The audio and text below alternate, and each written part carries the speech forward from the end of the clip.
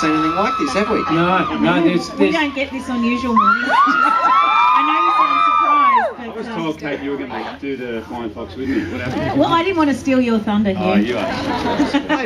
It was a great way to enter. I'm not only coming here via the helicopter, but getting on the Flying Fox. It's good fun getting on that Flying Fox and just sort of... Well, did you miss the bit where I jumped out of the 747? No!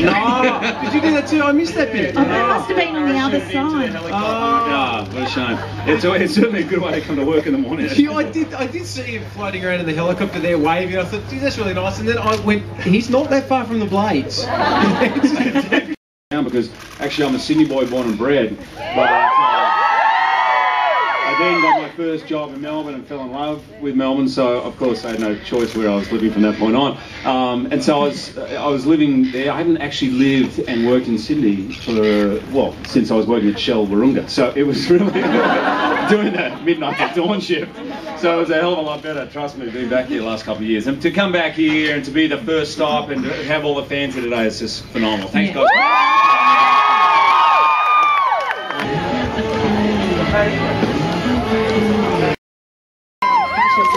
21. Oh, that's right. Hugh, do people go mad like this when you're just down the street, or is this this is pretty daily. So no, I get pretty much ignored most of the time, which is fun. But it's so great to see these guys. It's really good, you know. And what a day, huh? Yeah, because these are the hardcore fans, and that's who the movie's sort of really for. So I'm really thrilled they came out. Mate, I just suggest next time you go to the beach, I've got a good disguise for you. A t-shirt. I didn't recognise you with the gear on this morning, Hugh. Oh, okay. Thank you. Yeah. It does kind of look that way, and then I want to say, well, how else are you going to swim? Are you going to swim with your suit on or something? Anyway, there we go. Hugh, did you have any input into picking this location, Cockatoo Island, for the film? Was it? Or it was brought up to me as an idea, and I kind of loved it. I've actually never, as a Sydney side, I've never been here and never been used here for a film shoot. I have a feeling you've got a punchline coming. No, it's an amazing space. It is, and everybody sort of knows about it, but not many people have actually been fortunate enough to come here and see it. It's incredible, this place. You know, while we were here filming, they were telling us the idea of having the tents out there as a tourist destination, and apparently it's taken off. People come out here like $10 a night and sleep here in tents. Yeah, that's because they're also telling people that you still live here. Oh, right.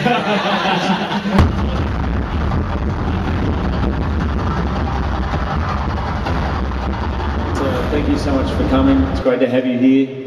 This, to be really honest, is not exactly where this was, but it's a better location for it for you guys. So, if anyone wants to go in, it's $5 for a turn. It's warm, it's heated. You just get a lot of water up your nose, let me tell you. I think I was in there for about 3 days. So. I find it hard to take on a role unless I can somehow visualise it.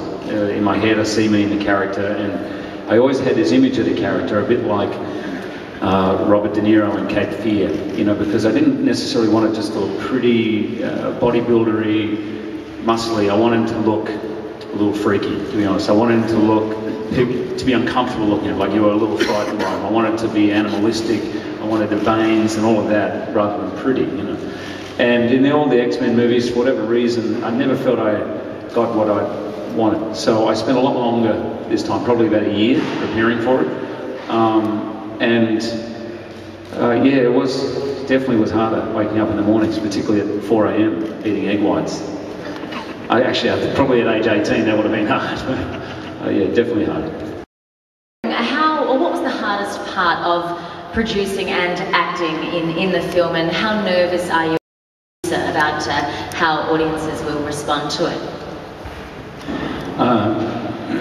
So, I mean, my name is honoured as producer in this one. I can't say I'm any more nervous, to be honest, than I was on X-Men 3 or any other movie. I find I get completely involved. Obviously, I have more responsibility and there's more on the line for me. You know, I'll take the blame, or I'll get the applause a little more because of that fact. But regardless of what is up there, written up there, I always feel the same. I always feel very attached to it.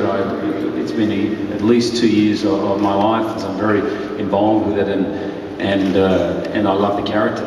So there's no doubt I feel a little bit of anxiety about it, but I wouldn't say any more. But it's a good question about being a producer. The thing I didn't expect, it's not always easy being a producer. It's a bit like being a grown-up, whereas an actor's just like being a kid. So that was a little bit of getting used to. But I probably enjoyed the acting more, because coming from a theatrical background where you're involved with every part of the process through rehearsals and previews to opening night, you know, it's 3 months, you're like a family. In this situation, normally in film, I've done it before, I've turned up and done kind of a love scene with a girl that I've only met the day before, so it can be a little odd.